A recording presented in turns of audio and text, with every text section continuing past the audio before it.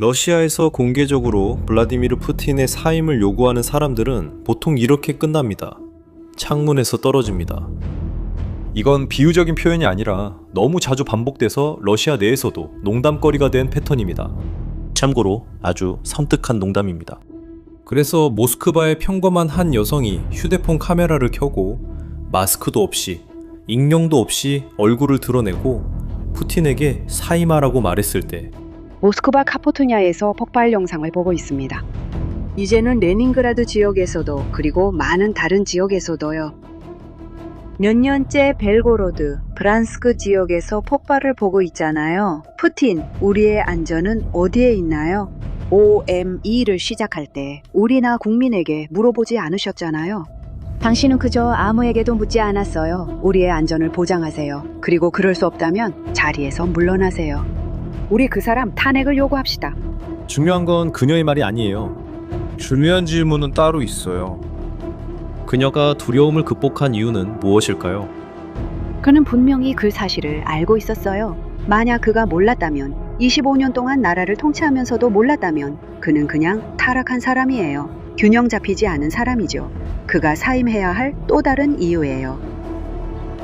이 질문에 대한 대답은 어떤 제재도, 어떤 드론도, 어떤 군대도 도달할 수 없는 한 가지를 드러냅니다. 한번 새어나오기 시작하면 다시 돌아오지 않는 것입니다. 푸틴은 그의 위치에 있는 남자가 생존에 꼭 필요한 단 한 가지, 두려움을 잃었습니다. 돈도 석유도 아닙니다. 그리고 두려움이 어떻게 깨지는지 이해하게 되면 왜 휴대폰 영상이 불타는 정유소보다 크렘린을 더 두렵게 만드는지 알 수 있습니다. 처음부터 시작해 봅시다. 이 여성이 한 일이 왜 평범하지 않은 일일까요? 보세요. 26년 동안 러시아에서의 규칙은 간단했습니다.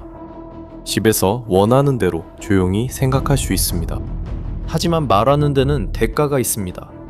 그리고 그 대가는 당신이 알고 있는 당신의 삶입니다.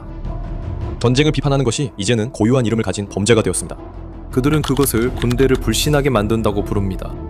한 문장만 올린 이들도 벌금, 소송, 감옥형을 받았습니다. 법원이 남성 목소리라고 묘사한 한 남성이 영상에서 대통령을 비난했다는 이유로 한 주민이 공식적으로 벌금을 받은 사례도 있습니다. 벌금 문서에 이 내용이 명확히 나와 있습니다. 얼마나 황당한지 보세요. 국가는 의견 표명으로 처벌된다고 공식 문서에 명시합니다. 그리고 심지어 당신의 목소리 톤까지 증거로 삼습니다. 그리고 여기 거의 아무도 눈치채지 못하는 디테일이 있습니다. 100명의 사람이 있는 방을 상상해보세요. 그중 99명이 지금 일어나고 있는 일을 싫어합니다. 하지만 갑자는 자신만 그렇게 생각한다고 여깁니다.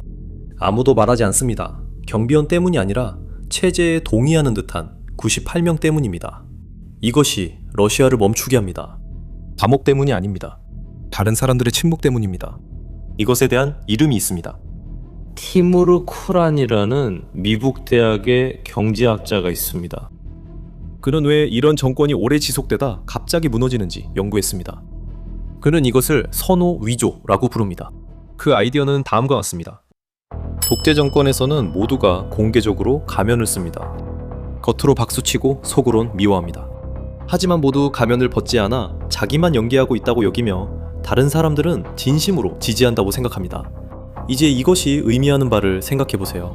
거의 모든 국민이 그 체제를 싫어하지만 각자 자신만 그렇게 생각한다고 믿는다면 무슨 일이 일어날지 아시겠습니까? 아무도 움직이지 않습니다. 사실은 존재하지도 않는 다수를 두려워하며 각자 침묵합니다. 푸틴의 80% 지지율이 항상 그렇게 작동해왔습니다. 그것은 결코 사랑이 아니었습니다. 수백만 명의 사람들이 다른 모든 사람들이 여전히 두려워하고 있다고 추정한 것이었습니다. 두려움에 기반한 체제는 치명적 약점이 있습니다. 무너지기 시작하려면 푸틴보다 더 무서운 무언가 하나면 충분합니다. 그리고 바로 그것이 나타났습니다. 3년 동안 전쟁은 평범한 러시아인들에게는 먼 나라의 일이었습니다.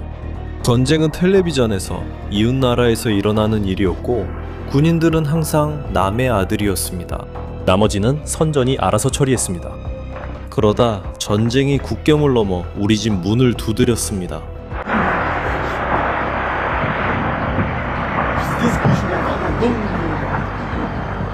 드론이 모스크바에 떨어지며 러시아 내 정유소들이 불타기 시작했습니다.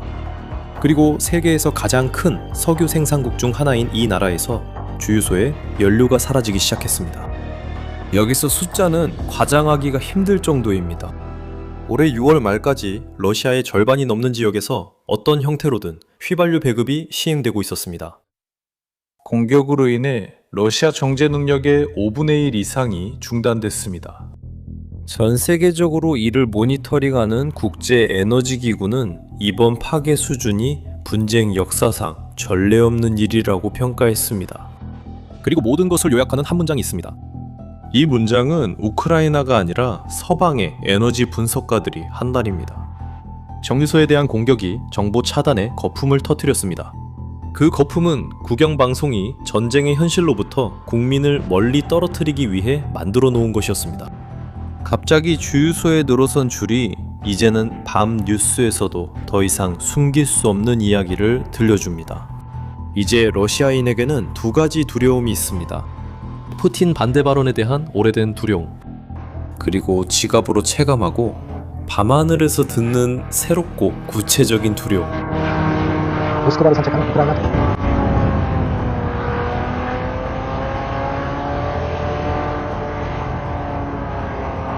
두려움이 충돌하면 하나는 물러나야 한다. 그래서 내가 너에게 묻고 싶은 게 있어. 이런 상황에서 국가가 아직도 너를 보호할 수 있을까? 이 질문에 대한 답은 금방 나왔어. 그리고 그 대답은 분명한 아니오였어. 6월 22일 모스크바 증권거래소는 2022년 동원령 이후 하루 만에 최악의 폭락을 기록했어. 3년이 넘는 기간 만에 가장 낮은 수준으로 마감했어. 15주 연속 하락세를 기록한 뒤였어. 여기서 솔직하게 말씀드려야겠어요. 이게 분석과 응원을 구분하는 부분이기 때문이에요. 이 하락은 러시아인들이 거리로 나섰기 때문이 아닙니다. 그 하락은 시장의 냉정한 이유 때문이에요. 평화 협상이 교착됐어요. 중앙은행의 높은 금리, 그리고 이란산 석유가 다시 시장에 돌아와서 가격을 떨어뜨릴 가능성. 증시는 분노한 국민이 아니라 두려운 자금이 움직입니다. 하지만 정부가 구멍을 메우기 위해 한 일이야말로 절박함을 드러냅니다. 러시아 중앙은행은 한 경제학자가 솔직하게 묘사한 조치에 들어갔습니다. 제가 간단하게 설명해 드릴게요. 보세요. 은행이 새 돈을 찍어냅니다. 그 돈을 은행들에게 넘깁니다.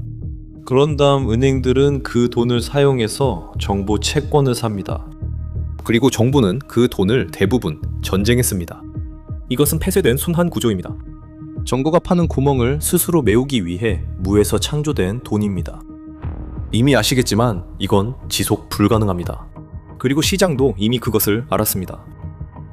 그리고 돈이 타들어가는 동안 무기를 만들 수 있는 능력도 함께 타버렸습니다.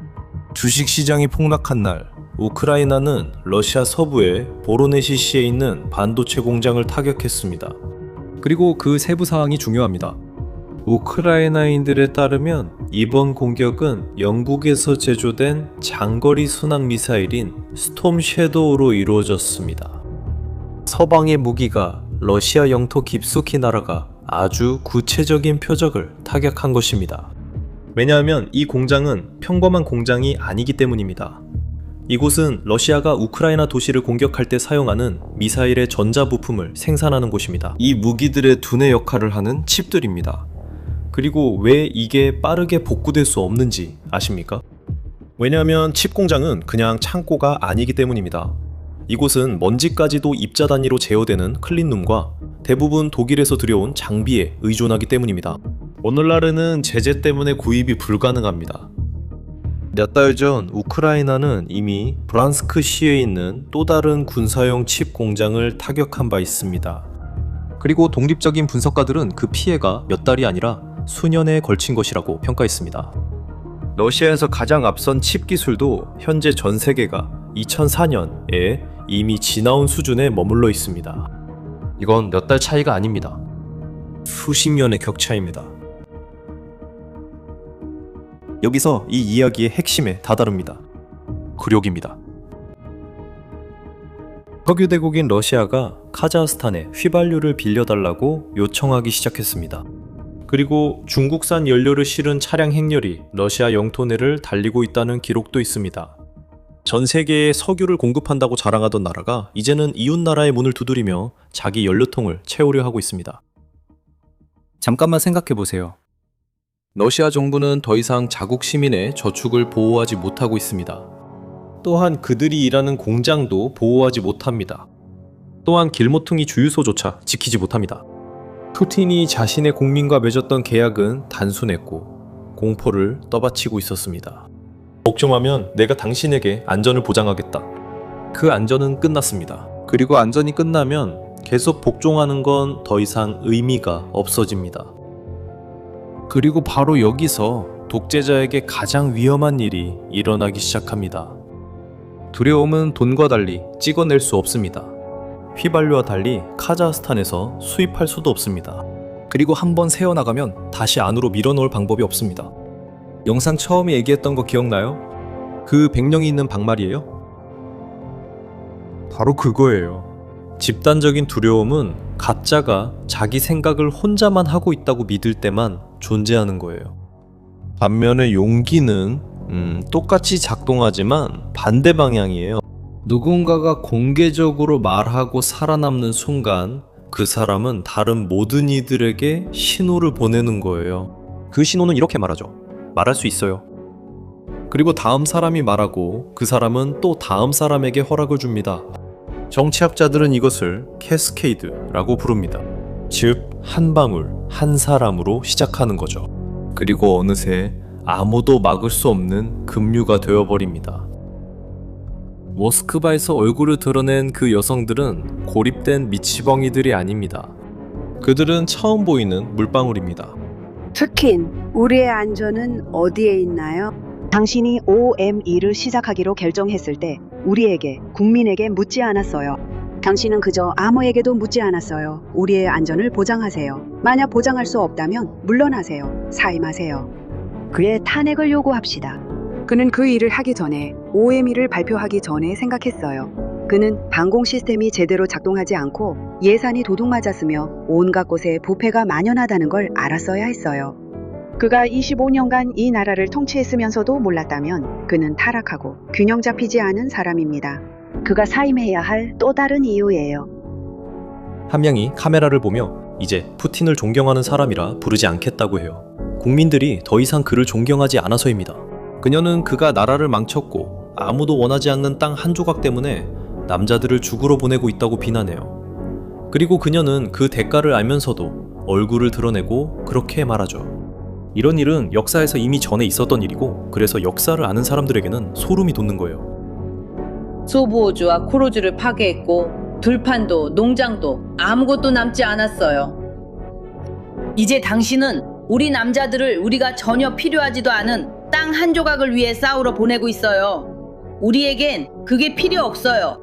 우리는 폭격당하고 싶지 않아요. 우리는 우리 아이들, 남편들, 그리고 아버지들이 그 전선에서 죽는 걸 원하지 않아요. 1980년대 말 동유럽에서는 두려움이 영원할 것처럼 보였습니다. 그 두려움은 사라지기 전날까지도 계속될 것처럼 보였습니다. 폴란드에서 한 명의 반체제 인사가 체제를 거슬러 살아남을 수 있다는 것을 보여주자 연쇄 반응이 일어났고 돌처럼 단단해 보이던 정부들이 몇 달 만에 하나씩 무너졌습니다.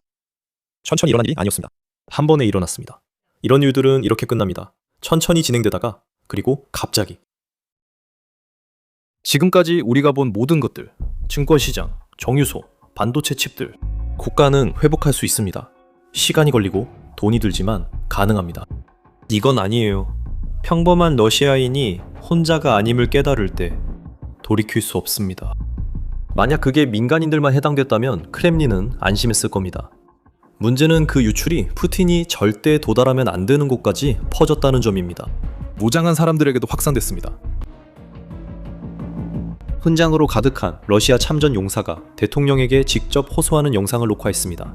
그는 러시아 군인들이 자기 지휘관들에게 체포되고 고문당하고 갈취당하고 있다고 말합니다. 이유는 무엇일까요? 자살적인 명령 수행을 거부했기 때문입니다. 그는 모든 것을 말하려 블라디미르 푸틴과 면담을 요구하고 있습니다. 그의 경고는 명확합니다. 만약 그 대화가 이루어지지 않는다면 군대는 크렘린을 향해 무기를 돌릴 것이라고 합니다. 이 호소는 600만회 이상의 조회수를 기록했습니다. 현재 수십, 수백, 수천 명의 우리 군인들이 지하 감옥에 갇혀 지휘관들에게 처벌을 받고 있습니다. 그들은 썩어가고 있으며 이른바 게슈타포에 의해 고문과 폭력에 시달리고 있습니다. 그들은 거부했다는 이유로 실행하라는 명령을 그 어리석고 자살적인 명령들, 그들이 자신의 재정 자원을 넘기기를 거부했기 때문입니다. 그리고 그는 혼자가 아니었습니다. 마스크를 쓰고 무장한 군인들 한 무리가 대열을 이루어 그 참전 용사를 지지하는 영상을 촬영했습니다. 그들은 함께 이 불길은 이제 꺼지지 않는다고 말하며 부대의 고통에 책임이 있는 자들에게 무기를 겨누겠다는 위협을 반복합니다. 그리고 모든 것보다 더 크게 말하는 침묵이 있습니다. 수년 동안 블라디미르 푸틴은 핵 레드라인을 그어왔습니다. 그는 만약 우크라이나가 서방의 장거리 미사일로 러시아 영토를 타격한다면 그것은 나토가 러시아와 전쟁 중이라는 의미이며 자신도 그에 상응하는 대응을 하겠다고 말했습니다. 자, 우크라이나는 영국산 미사일로 여러 차례 러시아 영토를 타격했습니다. 하지만 핵 대응은 오지 않았습니다. 아마도 이런 핵 위협은 처음부터 허세였을지도 모릅니다. 어쩌면 우리가 보지 못하는 마쿠에서 억제력이 작용하고 있을 수도 있습니다. 하지만 중요한 점은 그 이유를 추측하는 것이 아닙니다. 중요한 것은 러시아인들이 무엇을 보고 있느냐는 것입니다. 그들의 지도자가 내세운 최대 위협이 전 세계 앞에서 시험됐지만 의미 없었습니다. 모두가 실패하는 것을 본 위협은 더 이상 두렵지 않습니다. 그리고 더 이상 두렵게 하지 못하는 지도자는 공포로만 유지되던 체제에서 돈으로도 해결할 수 없는 문제를 안게 됩니다. 우연이 아닌 러시아의 전쟁 선전가들조차도 당황하기 시작했습니다. 서로 싸우며 오지 않는 답을 요구하고 있습니다. 음원단이 자기 팀을 욕하기 시작하면 이미 경기는 뒤집힌 겁니다. 밖에서 보면 결론은 같습니다. 독일 총리 프리드리히 메르츠는 한 문장으로 요약했습니다. 그는 러시아가 이 전쟁에서 이기지 못하리라는 점이 모스크바에도 점점 분명해지고 있다고 말했습니다. 그 안에서 수백만 명의 사람들이 같은 결론에 도달하고 있습니다. 각자 천천히 혼자가 아님을 깨닫고 있습니다. 우크라이나는 새로운 힘의 위치에 있습니다. 모스크바도 이제 그것을 인식하기 시작했습니다. 러시아는 이 전쟁에서 승리하지 못할 것입니다. 그리고 신사숙녀 여러분, 유럽의 키이우에 대한 지지는 흔들림이 없습니다. 우리는 이미 지쳐있는 러시아 경제에 대한 압박을 더욱 강화하기로 결심했습니다.